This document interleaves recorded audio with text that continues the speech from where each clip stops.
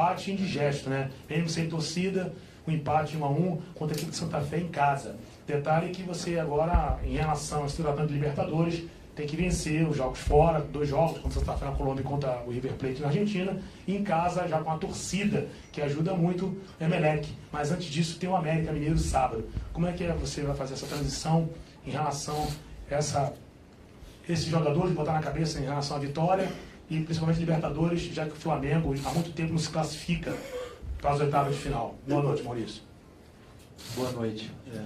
Realmente foi o resultado aquém do que a gente esperava. Mas a gente tem condição de buscar fora agora. A gente já provou isso lá contra o Emelec no Equador, que tem condição de buscar os pontos fora, e o pensamento é esse. É de agora na quarta-feira que vem ir até a Colômbia e buscar os pontos que a gente deixou para trás hoje.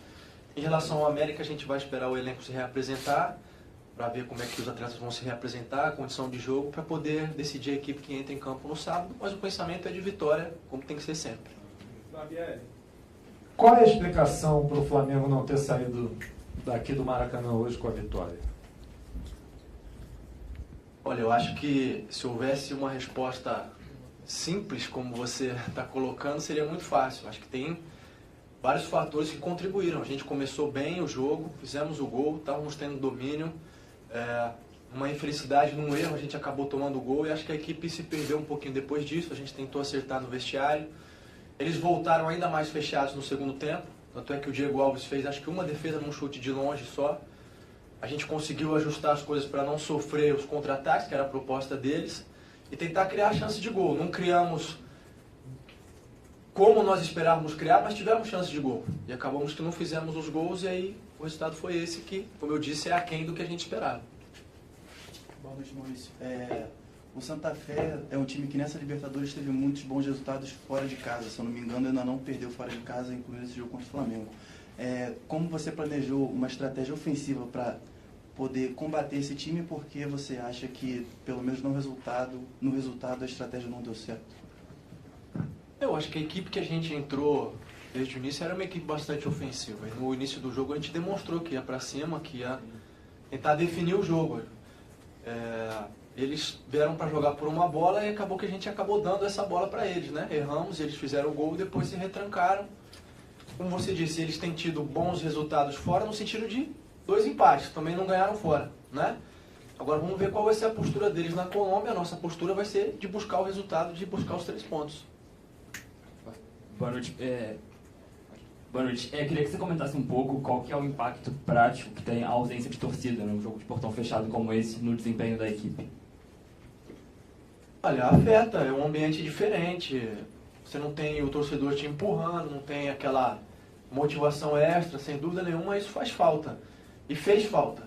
Mas não acho que tenha sido o fator preponderante, né? Como eu disse, tiveram outras circunstâncias no jogo que também contribuíram para que a gente saísse com esse resultado que não era o que a gente desejava. Queria fazer para o Coelho. Boa noite. Queria que você falasse sobre enfrentar o Santa Fé no El Campín. Certamente você já deve ter jogado no El Campín em Bogotá. Lá a pressão é muito grande. Que tipo de dificuldades o Flamengo vai encontrar fora o time do Santa Fé? Vai ser difícil, com certeza. É um time que aproveita muito bem o fato de altura, mas a gente tem que estar preparado para isso. Tentar conseguir o resultado como já conseguimos em Equador. O ano passado a gente não conseguiu ganhar fora. A gente já fez isso e pode fazer de novo contra Santa Fé, que com certeza vai ser difícil o jogo lá. Barbieri, voltando a falar sobre essa ausência da torcida, enfim, que é algo que vocês já sabiam que seria algo que deixaria o jogo mais ou menos neutro, né, por não ter a torcida empurrando o Flamengo. Mas de alguma forma, nas conversas entre vocês mesmos, antes do jogo, vocês tentaram ou conversar sobre isso, ou mentalizar o que aconteceu ontem, para trazer aquela energia de algum jeito, mesmo que eles não estivessem aqui presentes, mas de algum jeito aquela energia que a gente viu ontem aqui no Maracanã, que estivesse de alguma forma hoje em campo? Bom, sim, a gente conversou sobre isso. Era uma questão que a gente já sabia que ia enfrentar, né? Então até mesmo no vestiário antes do jogo a gente conversou que a motivação teria que vir mais ainda da gente, né? Sempre vem dos jogadores, sem dúvida nenhuma, mas pela ausência da torcida a gente teria que ter mais atenção ainda e estar ciente de que não poderia contar com esse apoio. Conversamos bastante, mas é isso, não tinha o que fazer ali no momento. Boa noite. Eu queria que você falasse um pouco a respeito das 3 alterações que você fez na partida de hoje, em especial da saída do Henrique Dourado e a entrada do Lincoln na partida jovem garoto, diante de uma partida difícil, onde ele entrou diante do Santa Fé. A gente tentou ajustar o posicionamento para que a bola entrasse mais no centroavante. Isso estava acontecendo no segundo tempo. O Dourado, que é um grande jogador, tem nos ajudado bastante, estava um pouco mais de dificuldade porque ele não tem tanta mobilidade quanto o Lincoln. A ideia foi colocar um jogador de maior mobilidade ali. Apesar da idade, é um grande jogador de muita técnica. E a ideia era isso, ganhar um pouquinho de mobilidade por dentro. Boa noite. Você mesmo disse aí que o Flamengo não criou da maneira que vocês queriam criar. E na primeira etapa, o Santa Fé veio com uma proposta muito clara. Só o Morello mais à frente, uma linha de 5 no meio e 4. Mesmo assim, no início, o Flamengo conseguiu criar umas jogadas por dentro.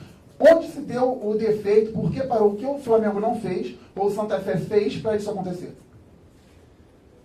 Depois do gol, o Santa Fé recuou ainda mais do que ele estava recuando no primeiro tempo. No primeiro tempo ele ainda tentou pressionar mais, os volantes dele estavam saindo para fazer pressão no nosso campo ali e a gente estava conseguindo encontrar mais espaço. No segundo tempo eles recuaram mais, diminuíram os espaços, a gente não conseguiu mais ter tanto jogo por dentro. E aí faltou a gente achar as jogadas individuais pelas beiradas, que a gente tentou procurar, mas não conseguiu fazer com a efetividade que a gente esperava. Aqui, Barbieri, o Rueda tinha uma máxima de que Everton Ribeiro e Diego não podiam jogar juntos. A gente viu esse início de jogo com os dois e viu que você depois mudou isso. Eu queria te perguntar por que você mudou. É uma necessidade de recompor mais o setor defensivo, de recompor mais a marcação? E o que você acha dessa máxima, pela experiência que você já adquiriu até agora com esse time? Olha, eu não concordo com essa máxima, acho que isso é evidente, senão não teria colocado os dois para jogarem juntos. Naquele momento do jogo, o jogo estava caminhando para virar um jogo de transição, né? Muita perda de bola, ganho de bola, e isso ia favorecer o Santa Fé, que tem jogadores rápidos. Então a ideia de colocar o Arão era conseguir brecar esse jogo de transição, ter um pouquinho mais de controle e a partir daí criar chances de gol. Eu acho que a gente conseguiu ter o controle e não conseguimos criar as chances todas que a gente esperava. Obrigado, professor. Obrigado, Cuejá. Boa noite, pessoal. Obrigado.